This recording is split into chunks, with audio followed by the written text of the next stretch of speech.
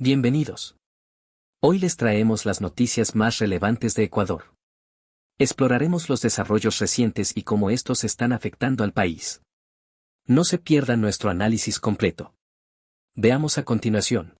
No ha habido el integrar las escuelas con sistema de transporte para llevar a nuestros niños a las escuelas o residencias para que puedan educarse. Hay que hacer también una reflexión profunda sobre el abandono que ha vivido el país en estos últimos 10 años. Ninguno de los últimos gobiernos ha puesto atención a las necesidades de la población. Y en la Amazonía, más aún, teníamos carreteras de primera. Actualmente llegar a la Amazonía ya es una aventura. El socavón que tenemos que afecta la entrada por Sucumbíos, de hecho, retrasa que llegue turismo, la mejora en el comercio. Y en cuanto a educación, ¿qué es lo que tenemos? Que la infraestructura educativa también se ha deteriorado. ¿Qué es lo que se tiene que hacer aquí? Primero, que los gobiernos cumplan la ley amazónica. El actual gobierno no ha cumplido la ley amazónica. Deben cumplir la ley amazónica para que se entreguen los presupuestos a los gobiernos locales y que se pueda hacer también la obra pública. Segundo, hay obra pública que la hace el gobierno central, que no se ha tomado en cuenta a nuestros niños, que no se ha tomado en cuenta en mejorar la infraestructura educativa, que no se ha tomado en cuenta en contratar servicios de transporte escolar para que nuestros niños vayan en condiciones dignas a las escuelas. Hay que trabajar en el fortalecimiento de la educación. Las escuelas que quedaron construidas, más bien, las han deteriorado. Aquí es urgente el cumplimiento de esa ley amazónica, es urgente que se haga la infraestructura vial que dinamice la economía local. Por ejemplo, hay que hacer de manera urgente la ampliación de la Pelileo Baños Puyo. La ampliación a 4 carriles se refiere. A conectar con más rapidez a la Sierra Centro con la Amazonía y va a dinamizar la economía generando empleo. Abogada, esta ampliación de vía, ¿usted se refiere a una ampliación a 4 carriles de la vía Ambato, Baños, Puyo? ¿Esto será posible de usted llegar a la presidencia de la República? Por supuesto, esa es una de las ofertas que hice en la primera vuelta y fui muy clara. Hay que hacer esa ampliación. En un gobierno de Luisa González se hará esa ampliación de la Pelileo Baños Puyo. Doctora, hay otro tema sensible en la Amazonía. El Yasuní ha sido un tema de debate nacional. ¿Cuál sería su postura? ¿Cuál será su postura respecto a la explotación petrolera en las diferentes áreas protegidas, en las diferentes comunidades, en los territorios ancestrales de la Amazonía? Mire, aquí hay algo importante para que reflexione la gente, ¿no? Quien te miente una vez, te miente dos, te miente tres. El actual presidente dijo que él apoyaba que no se extraiga más el petróleo en el Yasuní, que se deje ese petróleo bajo tierra. ¿Qué ha hecho? Lo ha seguido explotando, lo ha seguido extrayendo. No ha hecho absolutamente nada para parar la extracción de petróleo en el Yasuní. Es decir, una mentira más de un gobierno que no ha hecho ninguna obra por el país. Doctora, pero ¿cómo suplir? Como Luisa González, yo sí me expresé a favor de seguir extrayendo el petróleo, pero en este caso ganó la consulta popular en la que dijo que ese petróleo tiene que quedarse en el subsuelo, ¿verdad? Y una vez que la población se ha expresado, una vez que la voluntad popular ha dicho que ese petróleo se quede en el subsuelo, eso es lo que tiene que cumplirse. Como gobernante cumpliré siempre el mandato popular. Luisa, ¿qué sucede con el tema de los proyectos extractivistas en el Ecuador? Aquí la gente de la Amazonía siempre ha sido engañada por los diferentes gobiernos de turno que incumplen la normativa constitucional en cuanto a la consulta previa, libre e informada. De llegar usted al gobierno del Ecuador, ¿se respetará las decisiones colectivas, los territorios ancestrales? Es decir, ¿se va a realizar ahora sí una efectiva consulta previa, libre, informada, que garantice la autodeterminación de los pueblos indígenas? Primero, la voluntad del pueblo y segundo, hay que partir porque hay que recuperar el Estado de Derecho. La Constitución es muy clara en decir que siempre debe existir la consulta previa. Y hay pronunciamientos ya de la Corte Constitucional sobre la consulta previa. Se tiene que cumplir y Luisa González hará cumplir siempre esa consulta previa. Y no cualquier consulta, como usted acertadamente dice, tiene que ser debidamente informada. Tiene que haber esa socialización con las comunidades, con todas las comunidades que se impacten en los diferentes tipos de proyectos, no solamente en los proyectos petroleros, en los mineros también, en los proyectos eólicos, en los proyectos fotovoltaicos. Cuando se ponen en una comunidad hay que hacer la consulta previa. He sido una defensora de que se realice la consulta previa y que si un proyecto no tiene la consulta previa hecha de manera correcta, como se manda en la Constitución, y claramente dice previa, no después de hecho el proyecto, es previa la consulta. Doctora, hay que defender siempre esto y lo garantizo. Luisa, en la Amazonía ecuatoriana y en el Ecuador seguimos siendo un país petrolero en su máximo rubro de ingresos para el país, pero sabemos todos que tiene que haber un cambio de matriz productiva ya en el Ecuador. En ese sentido, en la Amazonía ecuatoriana, una de las zonas más deprimidas del Ecuador, ¿cuál es la propuesta para incentivar la producción agrícola, el turismo sostenible y todos los proyectos que puedan generar empleo para nuestra Amazonía? Lo primero, para poder dar ese salto entre una economía extractivista a otro tipo de economía que se base en turismo, que se base en industria, hay que irla desarrollando y para eso se requieren recursos, es decir, la misma fuerza, los mismos recursos de esa economía extractivista es la que se utilizaría para ir desarrollando el país. Que, por ejemplo, el cumplir la ley amazónica te dice que los recursos, que hay una parte de esos recursos que sale de la extracción petrolera que tienen que quedar para el desarrollo de la provincia, ¿no? Las obras, dinamizar la economía y demás. Eso hay que cumplirlo. Lo siguiente es que para poder vivir del turismo. La Amazonía tiene un gran potencial turístico, deportivo.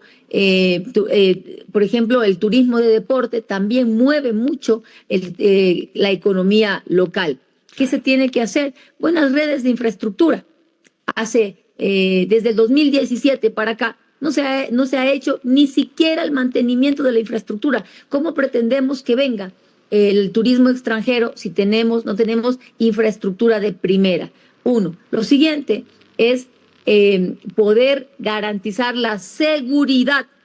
Miren qué noticias le llegan al mundo de Ecuador. Somos el país más violento, tenemos la ciudad más violenta del mundo, de un país en paz, que es Durán. La ciudad más violenta del mundo. Acaba de ingresar Machala dentro de las 20 ciudades más violentas del mundo. De las 10 ciudades más violentas del mundo tenemos 5. Es decir, Ecuador, las noticias que le llegan al exterior es de muerte y de desesperanza con relación a Ecuador. No llegan esas noticias de un país de turismo, de alegría, de industria. Entonces, lo primero es trabajar, Luisa, a la par. Mientras haces infraestructura, garantizas seguridad. Ayer creo que salió la noticia, una bebé asesinada. Una bebé. La primera causa de muerte de los niños es los homicidios. Por eso trabajaremos en seguridad y en infraestructura. ¿Cómo hacerlo, este impulso? ¿Cómo mejorar, cómo garantizar la seguridad en la región amazónica, donde, le vuelvo a repetir, Luisa, ha sido históricamente una de las zonas más relegadas del Ecuador? ¿Cómo fortalecer la seguridad en la región amazónica para que, si otras ciudades del país presentan altos índices de inseguridad, fortalecerle a las provincias amazónicas que hoy todavía vivimos en una relativa calma, en esas ciudades seguras, en esas ciudades sostenibles, en esas ciudades seguras? ¿Cómo garantizar y fortalecer la seguridad no solo en la Amazonía, sino en todo el Ecuador? Bueno, para comenzar, para garantizar la seguridad en nuestro país, hay que fortalecer los sistemas de la fuerza pública, ¿no? Lo primero, una depuración. Lo siguiente, el equipamiento de nuestros militares, de nuestras Fuerzas Armadas, de nuestros policías, la dotación que requieren, armamento, etcétera, para que puedan salir a patrullar las calles, la adquisición de vehículos. Creo que todos hemos visto que la fuerza pública no tiene vehículos adecuados, están en los parques, en los patios de las UPCs y VCs, que están además cerradas, los vehículos botados, destrozados por falta de mantenimiento, ya no sirven, están totalmente obsoletos. Llamas al ECU 911, pides un patrullero, pides una ambulancia, no van porque no hay. Dejaron destrozar todo en estos últimos 10 años y hay que reequiparlos. Nosotros vamos a adquirir 1.000 vehículos y 1.000 motos por año para la Policía Nacional, graduar 20.000 nuevos policías en 4 años y fortalecer lo que son los sistemas de inteligencia, de investigación del delito. En cuanto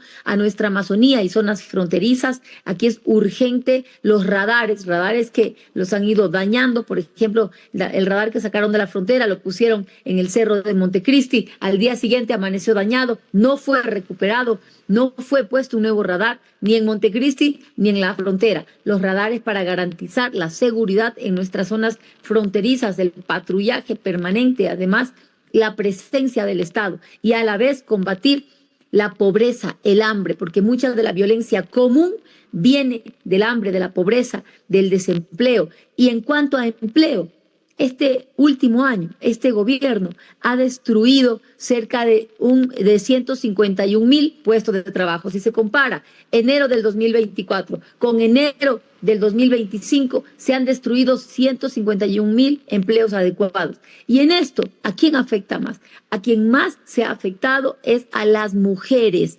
26% de mujeres apenas tienen empleo adecuado.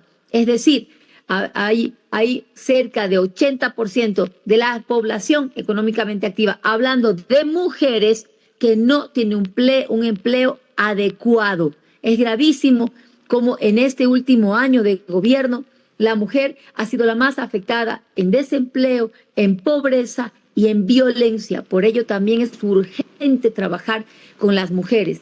Las mujeres tendemos mucho a asociarnos y a sacar adelante emprendimientos. Por eso se va a abrir una línea de crédito de hasta $45.000 con 1 año de gracia para que puedan poner en funcionamiento sus negocios y sacar adelante y reactivar la economía desde las mujeres que hemos sido las más afectadas en este último año de gobierno. Luisa, usted ha hablado de un tema muy interesante, muy importante también, que es menester tratarlo en esta mañana, como es el tema del fortalecimiento a la economía. En ese sentido, la dolarización está dentro de sus propuestas para fortalecerla, para garantizar la dolarización en el país. ¿Qué opina acerca de la dolarización en el Ecuador? Yo le llamo a los ecuatorianos a una reflexión clara y profunda. La Revolución Ciudadana gobernó 10 años. La Revolución Ciudadana tuvo mayoría absoluta en la Asamblea Nacional. Y la Revolución Ciudadana garantizó y fortaleció la dolarización. Luisa González va a fortalecer y a mantener la dolarización. Cuando yo hablo de estas políticas reactivarían la economía, son políticas que claramente sostendrán la dolarización. Cuando hablo de que venga el turismo, significa que van a venir remesas al país, que van a quedar fondos en el país, y eso ayuda a fortalecer el turismo. Cuando hablo de que las mujeres empiecen emprendimientos, hablo también de una pequeña industria que empieza a desarrollarse y que muy probablemente exportaremos productos, y eso ayuda también a fortalecer a la dolarización. Doctora, ¿cómo será su relación con otros países en el mundo, especialmente con los Estados Unidos, cuando vemos que hoy hay un proceso en marcha con la nueva administración del presidente Donald Trump en los Estados Unidos, de una especie de cacería de brujas a los migrantes, a quienes este señor los ha calificado inclusive como terroristas? ¿Cuál será su postura frente a los países del mundo entero? Y cómo no, también al respecto de la política de los Estados Unidos, los convenios que actualmente están vigentes con el Ecuador y cómo no con nuestros hermanos deportados. ¿Cómo se los va a ayudar? Bueno, aquí hay 2 puntos muy importantes a analizar. Primero, con Estados Unidos se mantiene cooperación en cuanto a inteligencia, trabajo en conjunto con nuestros militares, con nuestras Fuerzas Armadas. Eso se va a mantener. Lo segundo es los acuerdos comerciales que se van a mantener también, pero por otra parte, nuestros hermanos no son criminales, no son delincuentes, y yo he expresado mi molestia ante el silencio cómplice de quien nos gobierna al día de hoy, que aplaude estas políticas que hacen que expulsen a nuestros hermanos migrantes como si fueran delincuentes. Brasil, México, Colombia se expresó muy fuertemente hacia Estados Unidos que, pueden deportar a nuestra gente, es su derecho, pero no los pueden tratar como criminales con cadenas en sus piernas, en sus pies, en sus manos. Eso no lo vamos a permitir. En conclusión, el futuro de Ecuador está en juego en un contexto de crisis política, económica y ambiental. La violencia ha alcanzado niveles alarmantes, obligando al gobierno a recurrir a ayuda internacional, mientras que las elecciones han generado más división que certezas. Paralelamente, los efectos del clima están causando graves daños en varias provincias. Es urgente que se implementen políticas públicas efectivas que garanticen seguridad, desarrollo y bienestar social. La clave será un liderazgo fuerte, acompañado de una ciudadanía comprometida con el cambio y la estabilidad del país. Gracias por acompañarnos en este repaso de las noticias más importantes. Recuerda que en estos momentos mantenerte informado es esencial. No olvides suscribirte, activar la campanita y compartir este video para que más personas conozcan lo que está sucediendo en nuestro país. Nos vemos en la próxima entrega con más noticias de impacto. Hasta pronto.